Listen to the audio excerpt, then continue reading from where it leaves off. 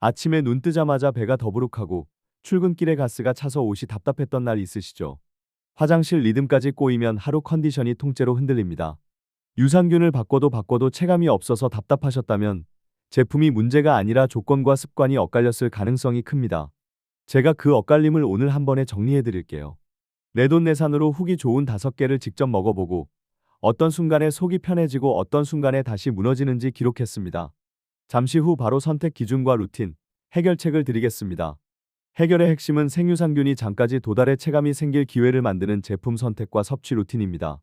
좋은 성분표만 보고 끝나는 게 아니라 내 생활 속에서 살아서 도착하게 해주는 길을 만들어야 합니다. 그래서 후기가 좋은 유산균 제품 5개를 직접 먹어보고 제 기준으로 정리해봤습니다. 오늘은 그 과정에서 드러난 선택 기준과 결론을 아주 압축해서 여러분이 바로 적용할 수 있게 풀어드리겠습니다. 5개를 먹어보니까요. 결론은 의외로 간단했습니다. 유산균을 더 많이 넣었느냐보다 살아서 도착할 수 있는 조건을 만들어주느냐에서 갈리더라고요. 그래서 기준부터 잡고 들어갈게요. 그 기준으로 첫 번째, SQ제약 프로바이오틱스부터 보겠습니다. 지금부터 SQ제약 프로바이오틱스 유산균을 방금 말씀드린 살아서 도착하는 조건이라는 기준으로 장점과 단점, 그리고 후기에서 반복된 포인트까지 짚어보겠습니다. 그리고 곧바로 왜 이 포인트들이 체감으로 이어질 수 있는지 교육 파트로 넘어가고 마지막에는 제가 실제로 굳힌 섭취 루틴으로 정리해 드릴게요. 먼저 단점부터 솔직하게 말씀드릴게요. 체감상 타 제품보다 가격이 3,000원에서 5,000원 정도 더 비싸게 느껴질 수 있습니다. 유산균은 어차피 꾸준함 게임이라서 매달 결제할 때 그 몇천 원이 괜히 크게 보일 때가 있거든요. 그래서 저는 그 비용이 왜 붙는지, 붙는 만큼 내 루틴에서 납득이 되는지부터 봤습니다. 장점은 여기서부터가 핵심입니다. 일반 유산균은 배송이 상온으로 오는 경우가 있어요. 택배 기사님이 나쁘다는 이야기가 아니라 시스템이 원래 그렇게 돌아갈 때가 많습니다. 그런데 유산균은 열에 약한 친구들이 많아서 배송과 보관이 흔들리면 시작부터 힘이 빠질 수 있습니다. 시작이 약해지면요.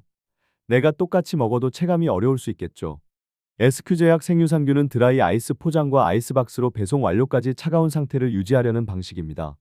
말 그대로 유산균이 출발선에서부터 지치지 않게 컨디션을 지켜주려는 방향이라고 보시면 됩니다. 저는 박스 열자마자 차가운 기운이 확 올라오는 그 순간에 이건 적어도 보관을 신경 쓰는 제품이구나 싶었습니다. 그리고 형태가 캡슐이라 먹기 편합니다.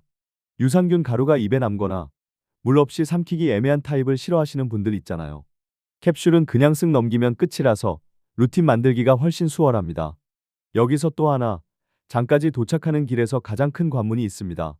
위산과 담즙입니다. 이건 우리 몸이 나쁜 게 아니라 원래 강력한 환경이에요.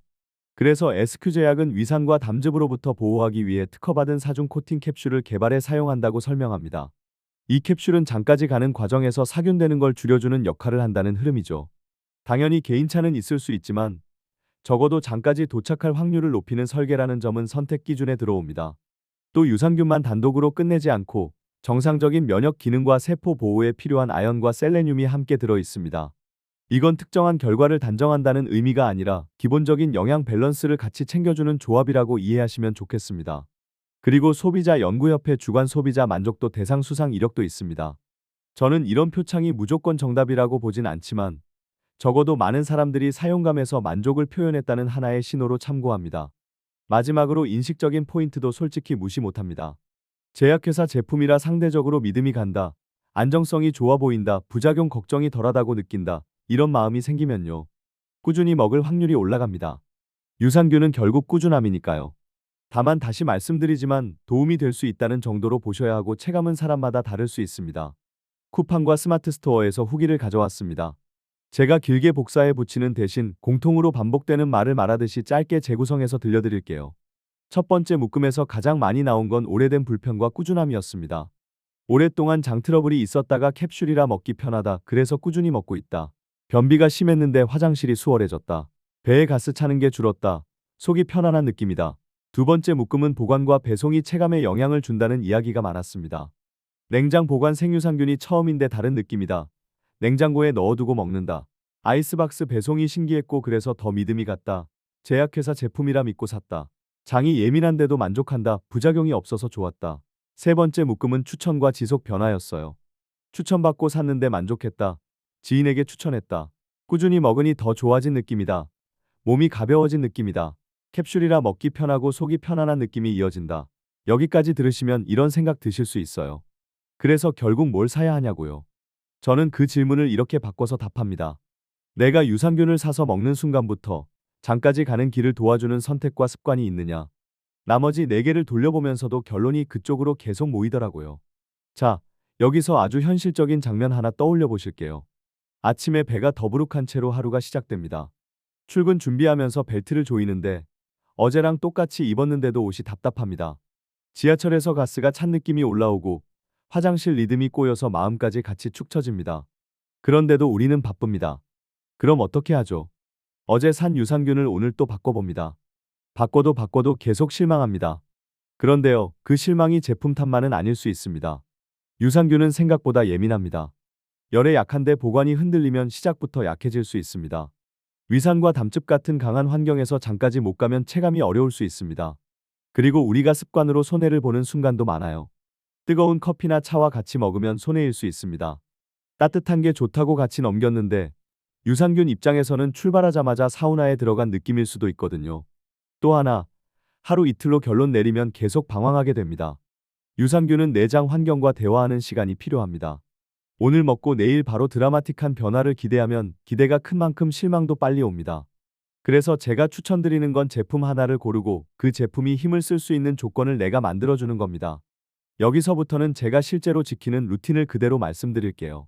첫째, 뜨거운 음료와 함께 드시지 마시고 미지근한 물로 섭취하세요. 미지근한 물 한 컵. 이게 생각보다 체감 차이를 만듭니다. 커피는 커피대로 드시고요. 유산균은 유산균대로 기를 편하게 만들어주세요. 둘째, 냉장 보관 제품이라면 꺼내 두지 말고 바로 냉장고로 이동하세요. 택배를 받았는데 잠깐 두었다가 잊어버리는 그 30분. 1시간이 누적되면 아깝습니다. 저는 받는 순간 바로 냉장고에 넣어두고 먹을 때도 꺼내서 바로 섭취합니다. 오래 손에 쥐고 있지 않습니다.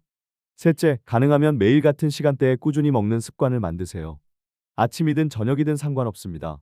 다만 내 생활에서 가장 흔들리지 않는 시간을 고르셔야 합니다. 저는 아침에 일어나서 물 마시는 루틴에 붙여서 잊을 틈을 없애는 방식이 잘 맞았습니다. 장이 예민한 분들은 더 섬세하게 시작하셔야 합니다. 처음부터 욕심내서 매일 고용량으로 밀어붙이기보다 소량이나 격일로 시작하고 반응을 보며 조절해보세요.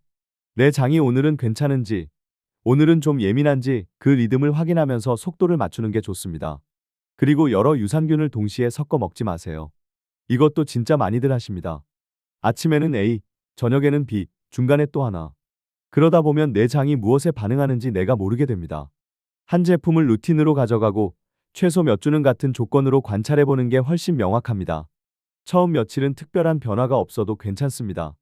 장은 한 번에 확 바뀌기보다 반복되는 신호를 보고 천천히 반응하는 경우가 많거든요.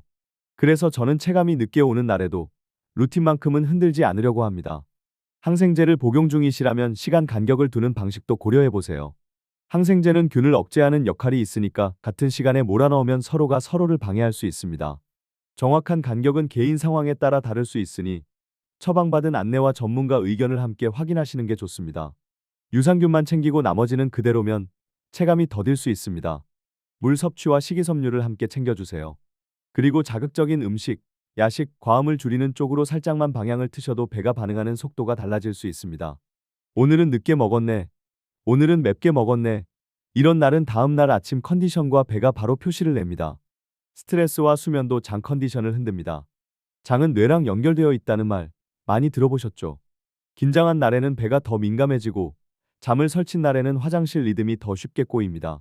그래서 저는 유산균을 만능 해결사로 두지 않고 내 생활의 흔들림을 줄여주는 작은 조력자로 둡니다. 그게 오히려 오래 갑니다. 그리고 정말 추천드리는 습관 하나가 있습니다. 하루 컨디션과 배의 반응을 간단히 기록해보세요. 거창한 다이어리 필요 없습니다. 오늘은 더부룩함이 어땠는지, 가스가 어땠는지, 화장실 리듬이 어땠는지, 그리고 내가 뭘 먹었는지. 이렇게만 적어도 내 몸에 맞는 패턴이 보이기 시작합니다. 체감이란 건 갑자기 생기는 게 아니라 내가 조건을 맞추면 슬쩍 고개를 내미는 경우가 많거든요. 마지막으로 아주 중요한 안전 포인트도 말씀드릴게요. 복통이 심하거나 설사가 지속되거나 혈변, 발열, 체중 급감 같은 경고 신호가 있으면 섭취를 멈추고 전문가 상담을 권고드립니다. 개인차가 있을 수 있습니다. 의학적 진단이 아닙니다. 증상이 심하면 전문가 상담을 권합니다. 정리해 보겠습니다.